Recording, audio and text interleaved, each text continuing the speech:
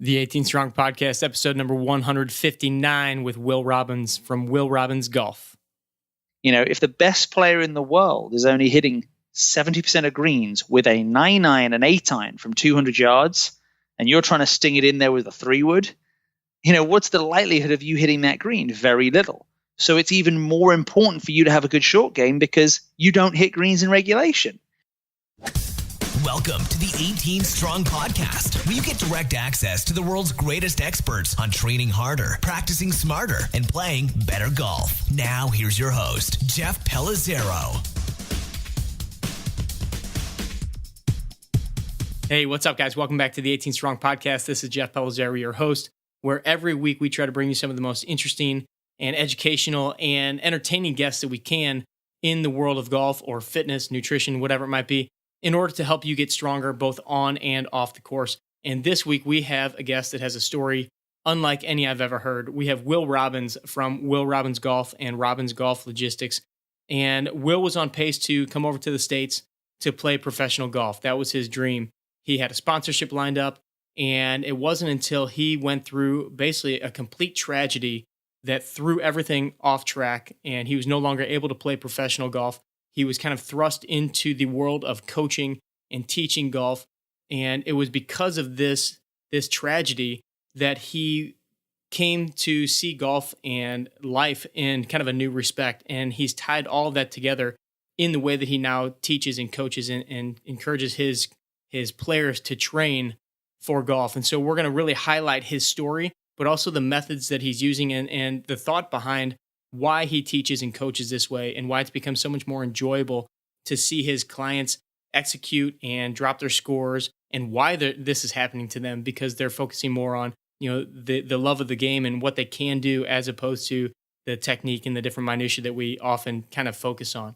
And be sure that you stick around to the very end of the episode where I tell you where to go get the new video series that Will created called The Scoring Method that gives you an insight into, you know, everything that he talks about with his students and his coaches, and, you know, just some of the different mental aspects revolving around, you know, the mistakes that we are making now. I know a lot of these resonated with me and what you can do to kind of change that and improve your scores basically today or tomorrow.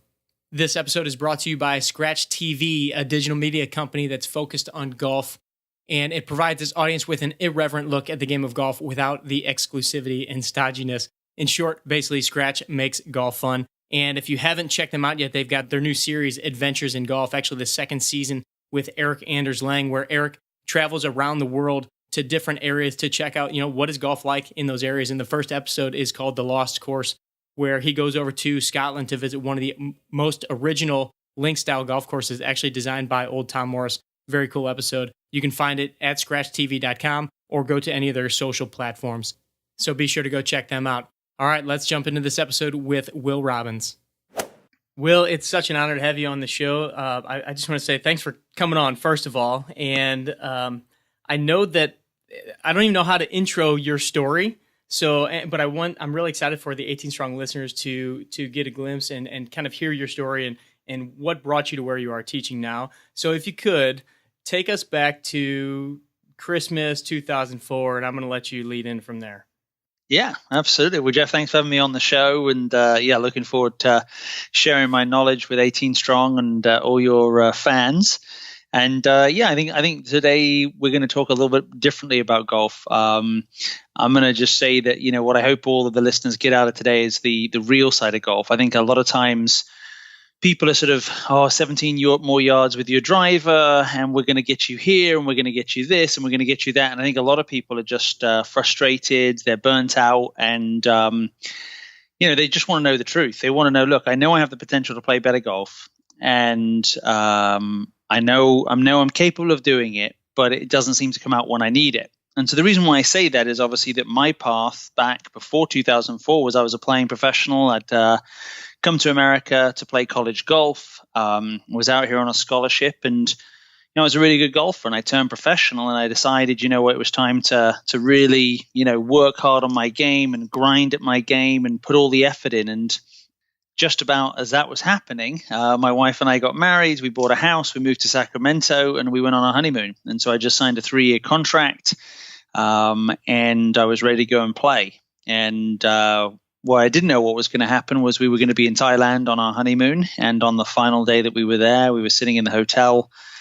And to make a very dramatic story a little bit shorter, we sat there and 1 minute we were trying to decide, should we go out on a boat and hang out for the day and do that? Or should we go snorkeling, or should we just stay at the pool? And about 15 seconds later, I was looking in my wife's eyes as she screamed to me, "This is the end of our lives, isn't it?" And I told her no. And what was happening is that we didn't know it, but what we thought was an earthquake was actually the Sumatra tsunami heading towards our hotel, with us inside it. The hotel, my wife, I said no to my wife at that moment. She said, "This is it." And I said no.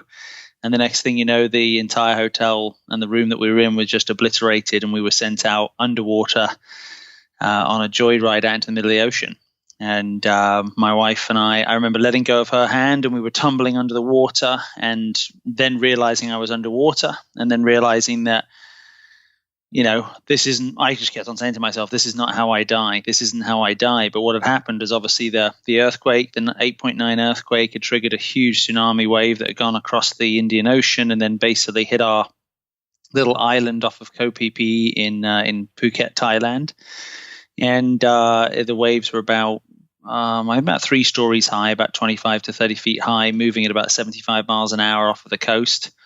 By the time they hit land, they maybe slowed down a little bit more, and basically went on a joyride underwater. I just remember realizing that I'd let go of my wife. I remember the concrete wall crushing me. I mean, literally one wall went through me, and I went through the other wall, and I was just tumbling underwater. And I remember saying, "This is the end of my life. This is it," and fighting that and saying, "This is not how I die. This is not how I die. This is not how Will Robbins dies." And shortly after that, realizing this is the end of my death. This is my death. This is how it's all going to end. And I decided the pain was so much. Obviously, I was inside a hotel that had crumbled on itself, and I was tumbling underwater. Why don't I go ahead and just inhale the water and end it? And that was my thought. I knew I wasn't going to make it out, so it's just to end the pain. And at that moment, I just said, "You know what? I won't use the word that I use, but I said something. I'm going to die fighting. I'm just going to die fighting," which meant I had accepted my death, and I'd accepted that my lungs were going to open up. I was going to inhale the water, and it was going to be over. And the second I said that, I emerged out in the middle of the ocean, and we'd gone about 200 yards across the island and about 250 yards into the ocean. So about 450 yards from where we started in the middle of the ocean. And I popped up, and I looked next to me, and my wife was about 2.5 feet away from me, screaming. We didn't know at the time, but she had a triple pelvic fracture. I'd broken a few bones and had some serious injuries. And basically there we were out in the middle of the ocean. And so, to put it mildly, at that point, my playing career was slightly hindered. You know what I mean? I wasn't thinking about it at that time. We spent pretty much a full day out in the ocean. About 10 o'clock at night, we finally had a boat take us into Phuket, where we spent 2.5 days in hospital with no medication because the hospitals were overrun. We then got medically evacuated up to Bangkok, spent 31 days in hospital there, and then got flown back to America and spent about 3 to 4 months just slowly recovering in hospitals. We were living at home, but going to the hospital every day. So that was kind of the journey that, obviously I'd practiced my whole life to get to this point of playing on tour, and was just about to get there. And then that happened. And so, throughout the whole thing, I said to myself, I'm still going to get back and I'm going to play. And I think the reason why, this story is why I'm telling this story is not so much to say, look at me, I survived a tsunami, because you know what, we're looking at Katrina from just a few months later, and then we just had Harvey, and we just had Irma. We all have tsunamis in our life. That's just part of it, unfortunately. Cancer, loss of a family member, debt, bankruptcy. But it's how those things change our lives. And a lot of times you don't want them to happen. But I know for me, just skip forward a little bit, a few months, is I couldn't play. My wife had got laid off from being a school teacher. And a good friend of mine said, "Do you want to start teaching?" And I just said, no, I don't. I want to go back and play. But I couldn't play. And so what ended up happening was I looked at my bank account and I thought maybe teaching would be a good thing. And so I went out there and started teaching at a course in Folsom, California, up by Sacramento. And what I saw was a lot of people coming out very confused, very frustrated, with a lot of passion to get better, but a feeling of overwhelm and frustration, and then telling me I love the game of golf. And in my mind, I was like, that's bullshit. You don't love the game of golf. You hate the game of golf, because the game of golf is a game of imperfection. The game of golf is misses. The game of golf is bad putts, bad swings, bad bounces. You can play the game of golf and enjoy it, but you can't perfect the game of golf. And so, to sort of skip forward is obviously what we're going to talk about today, is where my sort of change in my teaching method came. Was I wanted to help these people enjoy life. I told nobody about the tsunami for about 5 years. I just didn't feel like I needed to. I didn't need to tell them. It wasn't going to infect them, but I knew that I wanted to affect people's lives by, look, let's get you to play the game of golf. And so I would just take people from the driving range, and they'd be telling me, I want to do this with my swing, and I'm doing this, and I've been trying to do this. And I'm like, holy crap, there's so much going on in your head. Well, let's just go and play golf. And so we just hop in a golf cart and we go and play. And so that's really kind of where it all started, is that I went back and tried to play for about a year and a half. My sponsors sponsored me for another year and a half. And it just got to a point where I was coaching and having people drop 10, 15, 20 strokes. This is this is serious, in 6 to 10 weeks. Wow. And I was having so much fun, and I go and play, and I was just struggling and grinding and putting so much pressure on myself. And you should be doing this. So I was really getting the experience of when I was coaching, it was so easy to see it. But when I had been playing, I was trying so hard. And so there was this huge black and white in my life that I could see what I was doing and why I was struggling. And I sort of, was able to start to let go of the golf and start to just not worry about it so much and play better. But it got to a point where I just decided, this is what I need to do. I need to be out here helping golfers enjoy the game of golf. And that's, in a nutshell, in a 5 to 6 minute breakdown of how it all came about. So that's kind of where I'm at. Well, the emotions that come with the game of golf, it seems like it's so similar for most everybody that plays. We say we love the game. We all want to go play more, but then we go and we play and we have this experience and it's not so great. I just played this weekend with a bunch of guys from college, a Ryder Cup event, 36 guys. It's such a great event. We had so much fun, but I didn't play very well. And in the back, the whole weekend was fantastic, but in the back of my head, I'm like, man, I should have played better. I should have done this. I should have done that. Mm-hmm. And so I can absolutely hear what you're saying about, those little things in our head and not enjoying it the way that we should. So what was it that you were doing with your players when you started coaching? And there was opposite of what you were doing yourself personally out on the golf course, but what was it that you started to do with them that helped them drop their score so quickly, started to make them enjoy the game more? And when did that click where you were like, man, I could actually do this and help a lot of people? Well, I think the first thing is I became a coach, and I decided not to be an instructor, because my thought was I was always going to go back and play, so I don't have to do this for real. So what I'm going to do is I'm going to do exactly what I think I should do, rather than conform with everybody else and go and teach a 1-hour lesson and tell them what to do. And oh, you want to work on driver? That's great. Let's go and work on driver. I would basically, they'd say, I want to work on driver. And I'm like, you can tell, Jeff, I have a little bit of a cussing problem, but I just said, no, that's BS. They'd be like, well, my short game's pretty good. And I say, compared to your terrible long game, it's good, but it's horrible. Let's go and chip and putt. And so I had this mindset of like, I don't care if you like me. It's not about, I think the biggest thing that I train a lot of my coaches in is forget about customer service. Customer service is the biggest waste of time on the planet. It's customer satisfaction. And I think in your industry, it shows that, because someone will pay a trainer to stop them drinking alcohol, stop them eating nice food, get them to wake up in the morning, kick them in the ass, and basically not berate them, but pretty much hurt them for 6 weeks, 8 weeks. And then they go to that wedding, they fit into that dress, and they look amazing, and they say, you got to go and see Jeff. He's freaking amazing. He's the best. He's the best. And it's like, you paid for that. And I think a lot of times golf pros, what they were doing was saying, well, okay, Mrs. Smith, you'd like to work on your driver, so I want to make you happy, so let's go and work on your driver. Instead of, what do you mean? You don't even need a driver. It's a horrible club for you to have in your bag. Give it to me. You won't have it back until you're ready for it. And so I think the biggest shift was in me, that I just knew that, I kind of had this mindset of like, well, I won't be doing this forever. And I just want to know that I can get people results. I'm going to give them what I truly believe. I'm not going to follow the path. So I think that was the biggest shift for me, was that, it was more in myself, that it was like, this is what you need, not what you want.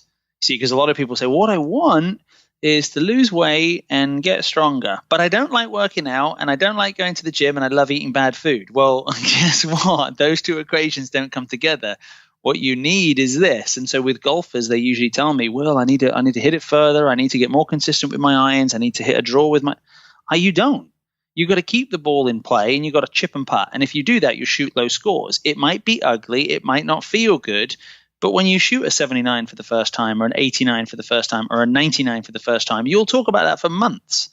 Whereas one good shot disappears on the next shot because you chunked the chip or you missed the 4-footer. So it was really about getting down to the root cause of, look, let's learn to play the game. Let's stop trying to perfect it. And what I see from that early days is that even for myself, when I was, in college, I didn't care. I just played golf and played well. And then as I started to turn professional, I worked on my swing. I committed to my swing, and I got so left brain analytical that I couldn't hit it. And I was trying so hard. And the nowadays, I don't really practice. I don't work on my game. I'll go out there and I can play great golf because I know how to get myself into the right emotional state.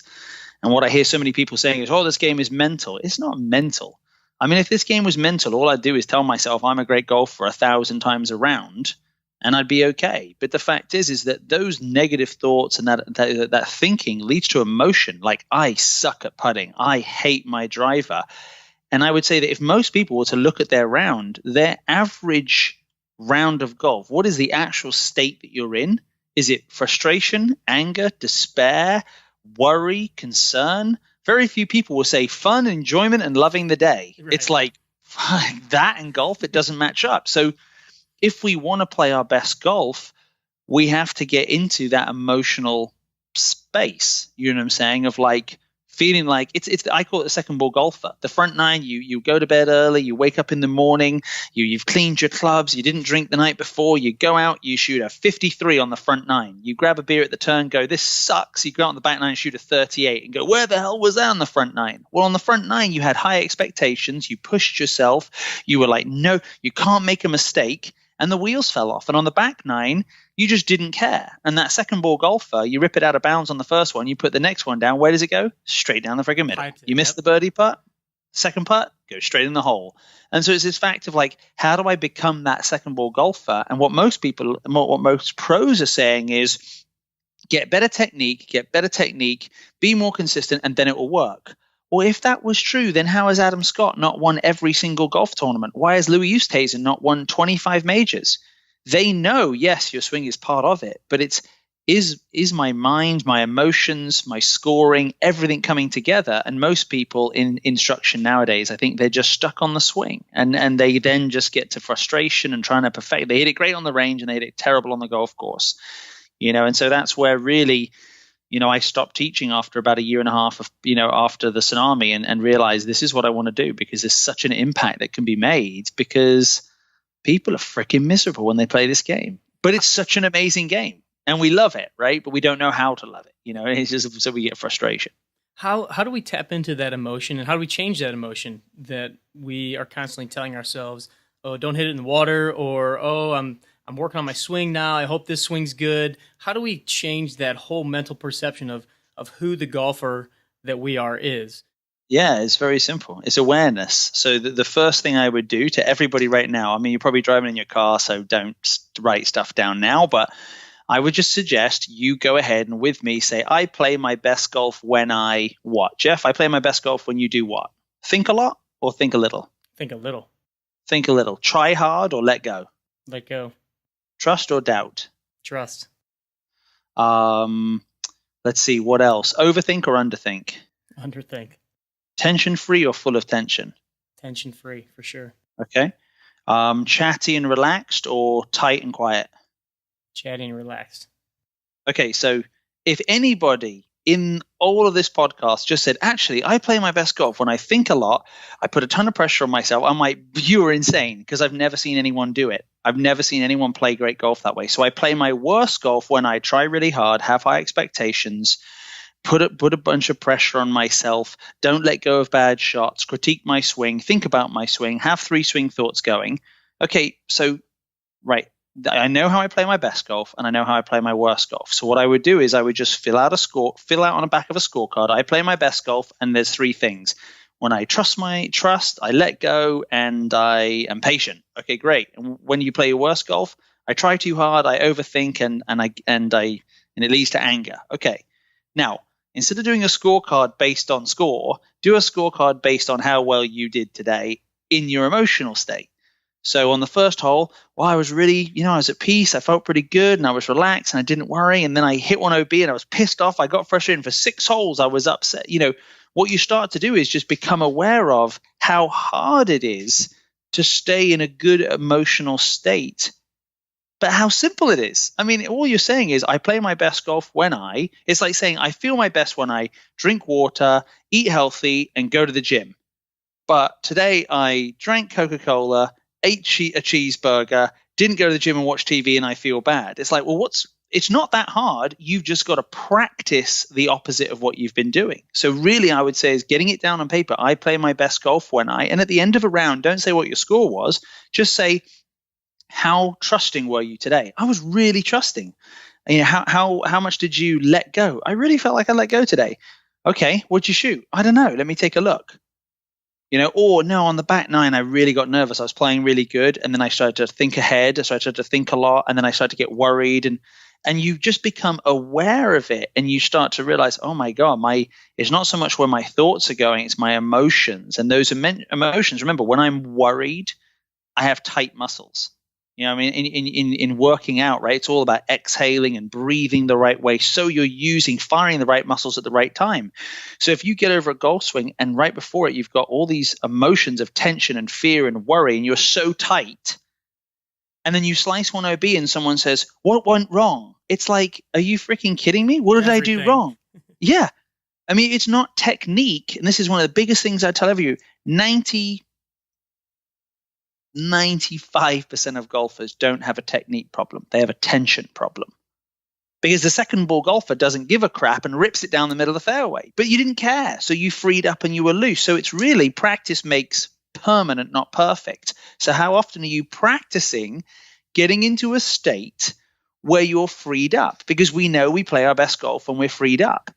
And this is the whole idea is that if you look at a PGA Tour player, they do this on this weekend, they're going to do this for $11 million. And they're going to have to stand on a tee box and go, I'm not going to worry about where this ball goes. I'm not going to worry, with $11 million on the line. And that's how I call it emotional muscle. They're that emotionally strong that they can handle that and let go. Whereas most golfers are so emotionally weak. Wah, wah, wah, it went in the trees. Wah, wah, wah, I topped it. It's not fair, it lipped out. And it's like, where's the emotional maturity? Because we haven't practiced that, because we teach chipping and pitching and putting and driver and 3-wood and fairways and side hill lies. And then you go on the golf course and, don't be too aggressive, play irons off tees and read putts well. And there's nothing about the emotional game and how do I balance my emotions and how do I get mature. Now, when you hit 70, you see the old guy who hits it 2-3 shots down the fairway, chips on one putt, and he's relaxed all the time, never gets pissed off, and shoots his age all the time. Let's try not to wait till we're 77 to figure this stuff out. I mean, it's pretty simple if you start to practice it. Just like if I came into your gym and said, look, I'm really weak, I can't do pull-ups. You'd find ways for me with stretch bands and things to take away some of my weight, and I'd be able to do little ones and then 10 and then 20, and then you'd take that away. And a year from now, it might be like, wow, I just did 10 pull-ups. So you have to build these little building blocks. But the first thing is to become aware of is that you don't have a technique problem. And someone will say to me, but Will, I sliced it. Yeah, but I saw you on the driving range and you hit 3 dead straight. So if the driving range has no worry on there because there's 50 more balls in front of you and the first tee you sliced it straight out of bounds, I would say you have a tension problem, not a technique problem. Does that make sense? Yeah, absolutely. I want to jump in real quick and say thanks to our feature sponsor of today's episode, Super Speed Golf. The Super Speed Golf Overspeed training system has literally taken the golf world by storm. You've got hundreds of professionals using it. You've got thousands of recreational golfers using these clubs, and every single one of them is gaining distance, gaining speed, and doing it very easily. What I love about the system is that it doesn't require a whole lot of technique. Just like Will is talking about in this episode, it doesn't require you to focus on all these minute details of your positions and your swing. It basically is helping your body realize that it can swing faster. It's taking the governor off of your brain and your body and letting you see and feel the fact that you can swing a golf club faster with balance, with control, and be more consistent with it. So if you haven't checked out Super Speed Golf, go to superspeedgolf.com and use the code 18strong to get a discount. One thing that I'd like to talk about is the idea of just our expectations of the golfer that we are, and managing those expectations and realistically knowing what to expect, because we see these guys on TV and all the shots that we see are the final pairing in the group, and we see these guys, we see them miss a putt, or sometimes hardly ever do we see them miss a shot, but we don't see the other 125 guys that are out there all weekend long. And then we get out on the course on Sunday and we're playing with our buddies and we hit one in the trees, and like you said, then we're pissed. But is that really a realistic expectation for us? Yeah, and I think that's the thing is that if we come back to the why do you want to get better? Because someone will say to me, Will, I want to fix my driver. And I'll ask them, why do you want to do that? Because I would hit more fairways. Well, why do you want to do that? Because I'd be able to hit more greens. Why do you want to do that? Because I'd make more pars. Well, why do you want to do that? Because I shoot lower scores. Why do you want lower scores? Because I'd have more fun. So I'm backtracking here a little bit, but what I'm hearing you say is you want to have more fun and shoot lower scores. So can I give you what you need? Because to shoot lower scores, for 90% of your listeners, I would say is the biggest thing for them is to just remove the 4 blow-up holes. Because most of us have, I had 1 birdie, I had 5 pars and 7 bogeys, a 9, a 10, and 2 X's, or whatever it may be. So the fact is that it's about realizing that to get consistently, and this is true, to get consistently under 80. I mean, I've got players that are coming in using our system going from 110 to 80 in 12 weeks. I've got people coming in shooting mid-90s, getting into the 70s. You just got to keep the ball in play and have a short game. But people don't want to hear that. Oh, no, I want to hit the ball further. I just love the feel off the club face. Look, you just haven't ever shot a low score yet, so you don't know how much you want to shoot a low score. So realistically, yeah, our expectation needs to be based off of what does it take to shoot bogey golf. And all that is keep the ball in play. And then from there, get down in 3 when you're around the green, not even down in 2. And what I find most people find is that, yes, their expectations are, well, I'm 15 foot, I should make this. Well, seeing that the best putters in the world on the best greens in the world make this less than 20% of the time, I'm thinking that we should try not to 3-putt. And they say to me, well, that's negative. And I'm like, well, I don't believe in positive thinking anyway, so don't worry about it, because what they've got to learn how to do is that's not a birdie putt. That's a very easy 2-putt par. And, when they're in the trees, and it's boring pitching out sideways. But if you pitch out sideways and you then can't pitch it on the green in 2-putt, you might as well go for the green because you're still going to make a 7 because you've got to have that short game. So it's really this comparison that most people think my short game is good compared to your long game, which I said is terrible. But the fact is that what I'd like to see all my players, what I want to help them do is, let's say you want to be a 18 handicap. Well, I want you to have a 12 handicap in your short game and a 24 handicap in your full swing, because your full swing will come and go. You could be tired, you could be tight, you could be high on coffee, no warm up. But if you have a short game, every day you go out, you shoot 89, 91, 90, and when your swing comes in, you shoot an 82.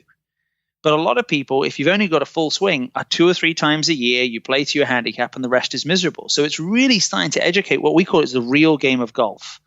If the best player in the world is only hitting 70% of greens with a 9-iron and 8-iron from 200 yards, and you're trying to sting it in there with a 3-wood, what's the likelihood of you hitting that green? Very little. So it's even more important for you to have a good short game because you don't hit greens in regulation.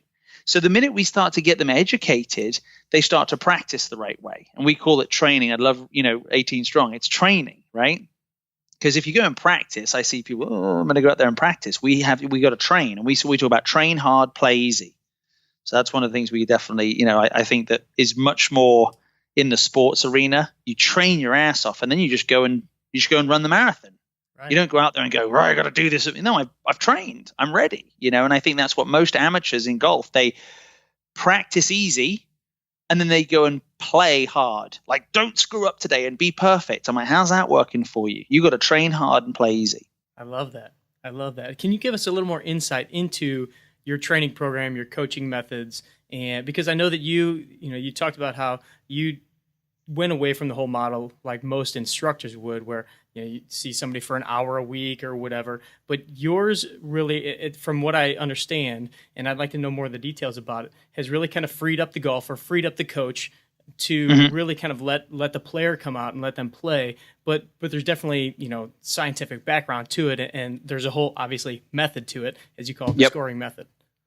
Yeah, absolutely. And it started off with, the first thing, I don't teach individual lessons. I just don't see there being much value there, because if you stand in front of a student and they get a lesson and in an hour they can't hit the ball better or play better with their professional standing behind them, then either find a new pro or find a new game, because realistically you're in like a simulated box on a driving range. So it's not even golf. Do you know what I mean? Because it's the same shot over and over again with a professional watching you. So what we do is, first of all, it's all in teams. We get on the golf course and we go and play. And you may not know the people around you. So now guess what? You're nervous. You've got a little bit of anxiety. What if I don't play well? Well, that's exactly what you feel like on a Saturday when you're playing with people you don't know, or in the club championship or whatever it may be. So the first thing we had to do was get on the course. The second thing was we had to simulate the pressure that we already naturally feel. And then we go out there and we follow a very simple system called the scoring method that we created, which is the number one rule in golf is keep the ball in play at all costs, and learn how to do that, And so for some people, it might be a four hybrid off the tee. For others, it's a driver, but keep the ball in play. Once you're in play, once you get around the green, inside what we call that scoring zone, how do you get down in 3? Can you get down in 3 or less? Because if you do that, the worst you can ever make is a bogey. And for the golfers out there, like, well, Jeff, this is great, but I'm a 3 handicap. That's great. I was out with 2 mini tour players today and another one of my coaches working with them on this exact same thing, that if you never make a double bogey again in your life, you will be a single digit golfer or a scratch golfer.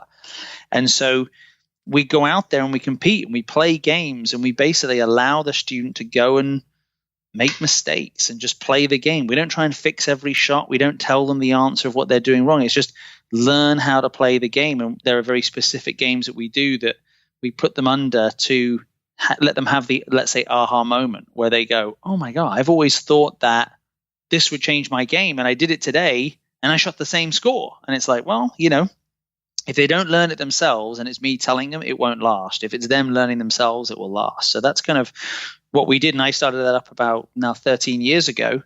And then 5 years ago, a good friend of mine was struggling with his business. And I said, look, you've got to try this out, man. Let me show you how we did it. And we started up the company, and we've now got 70 plus coaches all over the world using the system, from New Zealand to Australia to all over Europe, all over America, following the scoring method system and getting insane results for juniors, for adults, because it's just all about training people how to score. And, and it's a lot of fun. It's a lot of fun.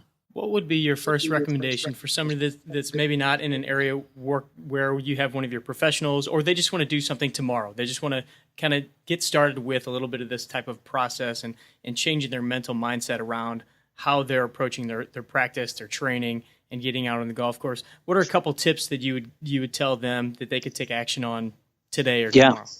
Absolutely. So the first one is that I see so many people saying, Will, I need more distance. So I'll give you one called perfect drive. Okay. So what I want you to do the next time you play 9 holes is I want you to hit a driver, and wherever it goes, I want you to pick it up and walk it all the way to the 100-yard marker on a par 4 and drop it down there. And on a par 5, pick it up and walk all the way down to the 100-yard marker and put it there. Okay. And on a par 3, I want you to play off the reds, so the front tees. And I want to see what you shoot. So basically, we've made you the best driver of the ball on the planet, and see what you shoot. Now, my experience has been this: if you normally shoot a 43 or a 44 or 45, I'll put a buck on it for sure. You'll go out there and you'll shoot a 43 or a 42. So we just worked with you on your full swing for 3 years to make you the best ball striker, and you went from shooting 45 to 43. Now tell me, is it ball striking that's important, or is it your wedge game? Is it your putting? So that's one of the things that I would say to you is go and play perfect drive and prove to yourself that if you can't chip, pitch, and putt, guess what? Even if your ball is in the middle of the fairway, you can still make a bogey. So this idea of I've got to hit it further, yes, you have to work on the swing, but only work on the swing when it becomes the necessity to get better. So once you're chipping and putting absolutely crazy good and you're like, Will, I need 20 more yards, then get 20 more yards, but don't start there. So that would be one of the first ones I'd say for someone who thinks that they hit it too short, or they don't have enough power and they need to put the ball further down the fairway. Let's just see. I'll give you 50 yards on every tee box. You could even go and play the forward tees and see if you shoot lower scores. In the 9 or 10 years I've been playing that game, I've seen people beat their scores on their first time they do it, maybe once or twice. But their fourth or fifth time, they actually shoot 7 or 8 shots better for 9 holes because they've learned how important the chipping and the putting is. Does that make sense? Yeah, perfect. So that would be definitely one thing. As far as training, I would say, go to the golf course and understand there's a very huge difference between practice and training. Okay. Most people, when they practice, they're in the left side of their brain. And if you just remember, left is logical, right is reaction. So you go on the putting green and you work on the left side of your brain, thinking about your backstroke, thinking about your technique, hitting 50 golf balls and, working on pace, and it's beautiful. Then for some reason on a Saturday, when you now have one golf ball, an expectation because you got a scorecard in your hand and you have one putt and it's 6 foot down to hill left to right. Oh, and by the way, the group behind you is right on your ass and you need to hit it. And you 3-jack it. Why doesn't that happen? Because you've been training for a sprint when you're actually running a marathon. So my suggestion is I would have everything be games. When you go out there, always be testing yourself, right? So today, put it on your phone.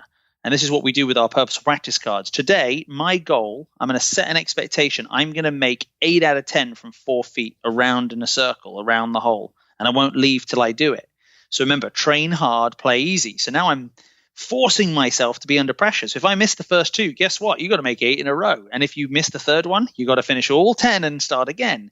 So it now focuses you in. There's one ball. You go around all the different rounds from left to right, right to left, uphill, downhill. So everything is now simulating pressure. And when you accomplish 8 of 10, it's like a, yes, come on, I did it. And what you've actually done there is train the reaction muscle, the right side of the brain, to become a performance player rather than a technique player. And so that would be 2 things I would do, is just become very aware when you practice to one golf ball, have an expectation and commit till you achieve it. And then when you go and play, let's just prove that ball striking and distance does not equal lower scores. I love it. And now you guys have put out a video series in a way for people remotely to go through the scoring method too, right? Yeah, absolutely. Yeah, the scoringmethod.com.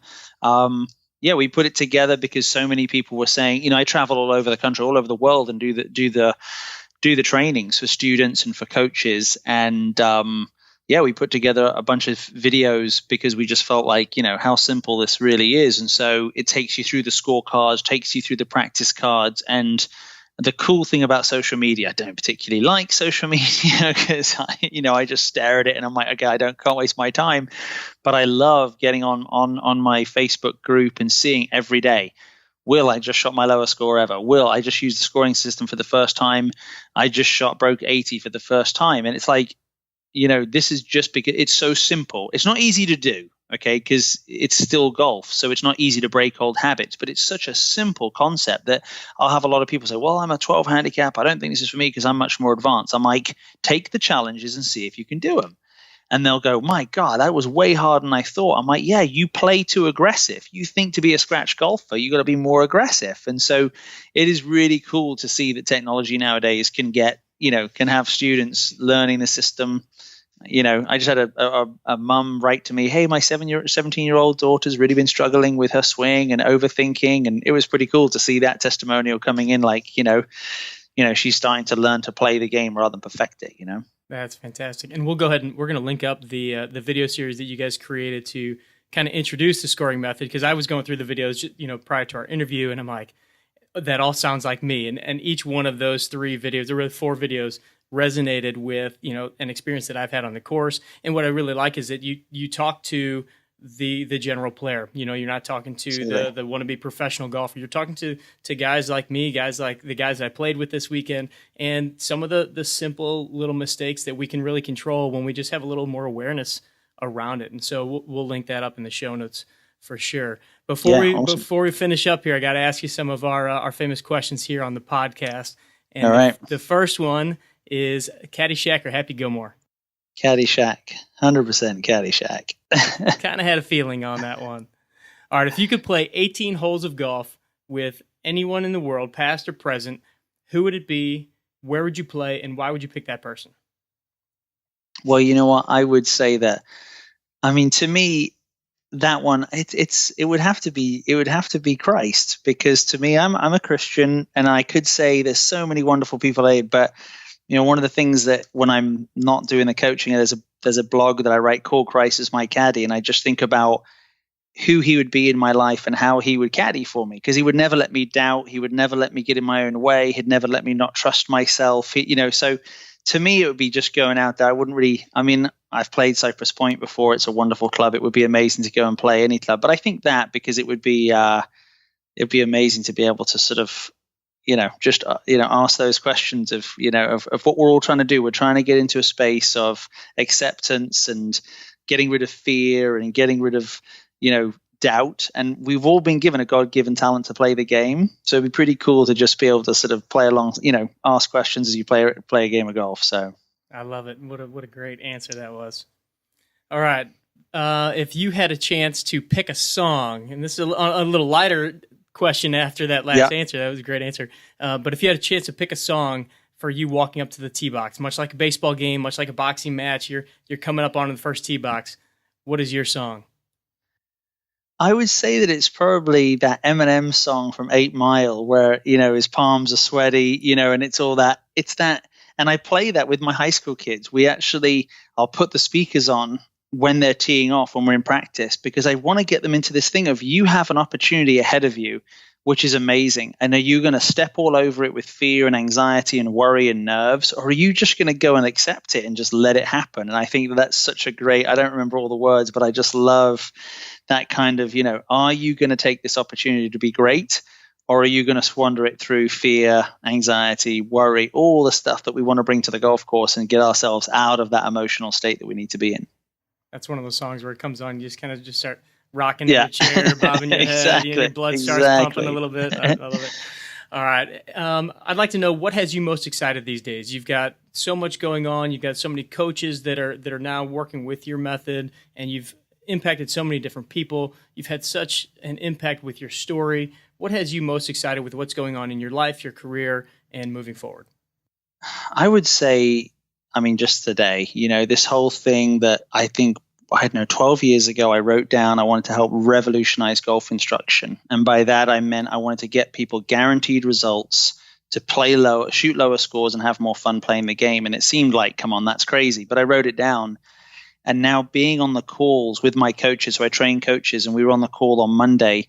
And, the scoring method is not Will Robbins. It's now turned into, and it's always been the vision, all these coaches who believe that instruction has kind of gone, down some paths that have not led golfers to play better golf. And so to be on this phone, getting insight from in the next product that we're putting out for golfers is, this is what I think we should do. I think we should do this. I think we should help this. And you've got coaches from all over the world. There's a real movement now in the coaching, scoring, let's play the game. And so to see that that's happening and getting testimonials of people saying, well, I'm playing the best golf of my life. I've forgotten about my bad swing. It's pretty cool. And it's not about me, right? It's a bigger picture. It's a movement of coaches and players deciding, you know what? Yes, I can go down that path, and that leads sometimes to success, but a lot of frustration, or I can start to just get out of my own way and play the game of golf, and then helping coaches to teach that, which is really unteaching people all the stuff that is holding them back. And that's not just from golf instructors. That can just be from negative thinking, from negative emotions, from past experiences and stuff like that. So it's a lot of fun just on a daily basis, just getting to be on a podcast like this and share with golfers all over the world this opportunity we have to play this game. And it's an amazing game. Fantastic. Any last piece of advice for the 18 Strong community before we let you go? I would just say, learn to play it. Stop trying to perfect it. If you're frustrated and miserable playing the game of golf, I strongly suggest you quit the game that you're playing. Because what I see is you're not playing the game. You're trying to hit fairways, not make mistakes, make all the putts, and never give yourself a break or a timeout, right? The idea is that stop playing the game you're playing and start playing the game that you took up when you had no expectations, when you just got into it and you loved that game. And so again, there's a video out there called The 7 Most Effective Ways to Quit Golf. And I went through and showed people how to quit the game. But realistically, the idea is play the game, learn how to play it. And most of us, I would say, are there struggling, trying to perfect it, and wonder why we keep on coming home kind of frustrated and burnt out.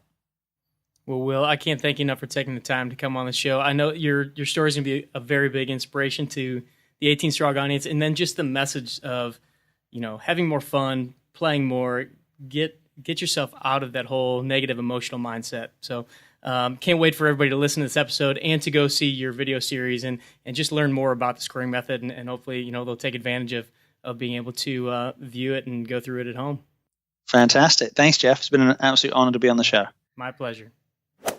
All right. I hope you enjoyed this week's interview with Will Robbins. And if you want to go check out his video series, The Scoring Method, where he talks about, being the second ball golfer and talking about your thermostat and why we have these up rounds and down rounds and good 9 holes and then a bad back 9, and just being able to have realistic expectations in your golf. So go check out the Scoring Method video series. You can get there at 18strong.com/score. It'll take you straight to the video series. If you want any more information on Will, on his coaching program, you can find all that at 18strong.com in the show notes page. Just look up episode number 159 or search for Will Robbins. We'll also have the link to the video series there. I want to say a big thank you to our sponsors of today's episode, Scratch TV, which is doing great things in the digital media world. Definitely go check out the series Adventures in Golf. I guarantee you'll enjoy that. And thanks to Super Speed Golf for basically helping golfers all over the world drive the golf ball farther. So we definitely appreciate that here at 18 Strong. And as always, we would love to connect with you on social media. So please check out our pages on Instagram, Twitter, Facebook, and especially our private group just for the listeners and community of 18 Strong, which is called the 18 Strong Movement. Really working together to help you answer whatever questions you have on your journey of becoming a better, stronger golfer, and helping us learn how we can make this show even better for you and the whole 18 Strong community. So appreciate you being here, and we'll check up with you next week. Train hard, practice smart, play better golf. Thanks for listening to the 18 Strong podcast at www.18strong.com. And remember, train hard, practice smart, and play better golf.